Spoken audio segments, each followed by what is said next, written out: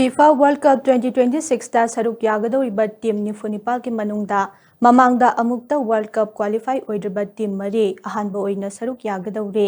ahanba oina FIFA World Cup ta saruk yagadoriba team sing adude Cape Verde, Curacao, Jordan amade Uzbekistan ne ahanba oina saruk yagadoriba team sing asigi manungda Cape Verde de FIFA World Cup ranking da humpumapal suba position da leire FIFA World Cup 2026 ki fixer da team masi Group H da yaure team masi June 15 da Spain ga Atlanta da sanagane June 13 dana Uruguay ga Miami da aduga June 16 dana Houston da Saudi Arabia ga sanagani haire team masi da yauriba sanaroi singi manung da Gary Rodriguez da miyamna akhanaba meeting thamli amade ningthiraba performance kaya ulakani haina thajanare Cape Verde hairiba leibaga se miyoi lakh mangaga lising kun manga rom tamak leiba Senegal gi samudra torba nakna leiba ithat singna punselaga semba leiba kamane leibaga si Curacao amasung Iceland gi mathangda malem gi oina mi khwaidagi yamdaba leibak singi manungda ahum suba oire nakal amaromda chahi asigi FIFA World Cup ta ahanba oina khongdagadoriba Curacao na FIFA World Cup ranking da Marifuni suba position da leire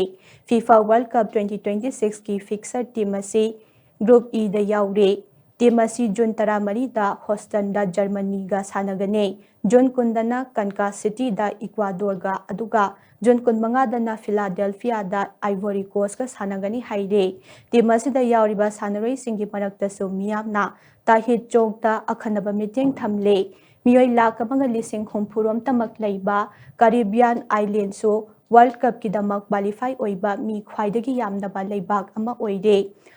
Curacao na qualifying round da Jamaica ga thengnabada goal amata chanaba ngamdana draw chathibane team asi Dick Advocaat na manager oina luchinglakane Dick Advocaat hana Netherlands PSV amadi Rangers ke manager su oiramlabane handaki World Cup asida masagi chahi 69 suraba Dick Advocaat na khwaidagi ahal oiba manager oire handakta qualify oikhiba Jordan na FIFA World Cup ranking da humdoi suba position da leire FIFA World Cup 2026 ki fixer da team asi Group J da yaure team asi June 13 da San Francisco da Austria ga thengnagane June 12 dana San Francisco da Algeria ga aduga June 13 dana Dallas da Argentina ga sanagani haire Amaromda Uzbekistan na FIFA World Cup ranking da 50 suba position da leire FIFA World Cup 2026 ki fixer da team asi Group K da yaure team asi June 13 da Mexico City da Colombia ga sanagane June 12 dana Houston da Portugal ga amade June 13 da Atlanta da Democratic Republic of Congo ga sanagani haire team asi gi sanaroi singi marakta Abdul Qadir Khusanov da miyamna akhanaba meeting thamle